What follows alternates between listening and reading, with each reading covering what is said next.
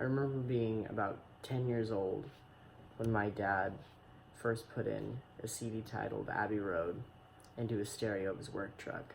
I remember as he opened it up from the cellophane wrapping, because we had just bought it, he said, "Son, this is one of the greatest albums you're ever going to hear. It's one of the greatest albums ever recorded."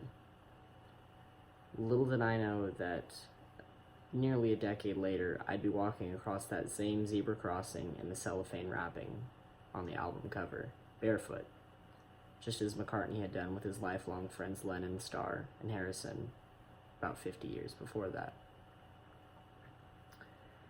See, Abbey Road, it wasn't the last official Beatles album ever released, but it was the last recorded one.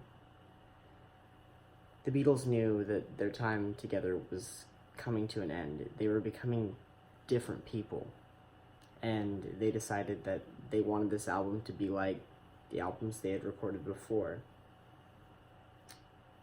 Let It Be was their last official album, but they wanted Abbey Road to be something a little bit different than that.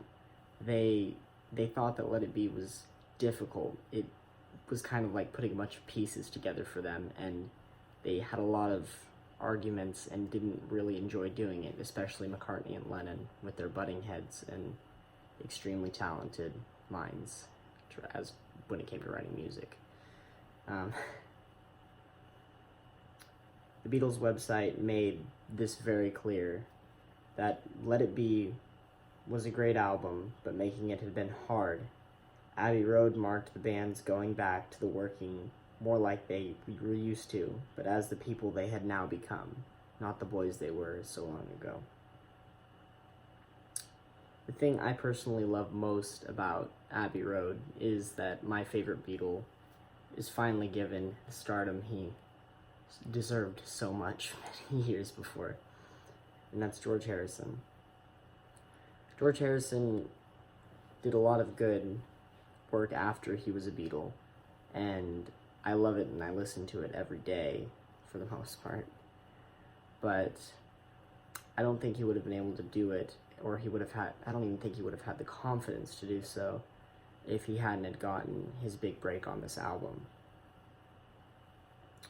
Time magazine infers that despite a majority of the songs bearing the familiar Lennon-McCartney credit, the album was also George Harrison's time to shine.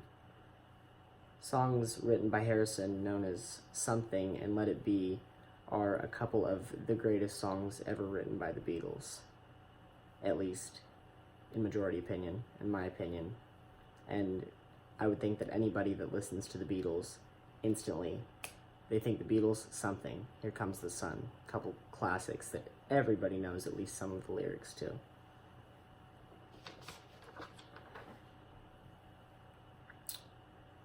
So the combination of rock, blues, pop on this album make it what I believe to be very, very incredible and very changing to the whole genre of music as a whole. I don't think that music today would be the same without the Beatles or this amazing album. The New York Times sums this up nicely by stating that the Beatles, they helped make rock music a battering ram for the youth culture's assault on the mainstream, and that assault in turn changed our culture permanently, this assault. I agree with that.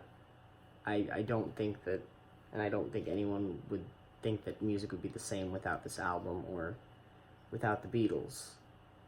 This album really changed it all, despite being the Beatles' last recorded album, and I think it changed them all in positive ways. Probably my favorite quote that I found doing this whole research project was that, it was from actually the Rolling Stone Ultimate Beatles Guide. It stated that the Beatles became the world's greatest rock and roll band because they had no choice. They were four working class misfits from Liverpool, and they knew nobody would notice them if they were merely good. But we'll never know what a merely good Beatles album sounds like, because they only recorded insanely great ones. And Abbey Road, was probably the greatest one of them all.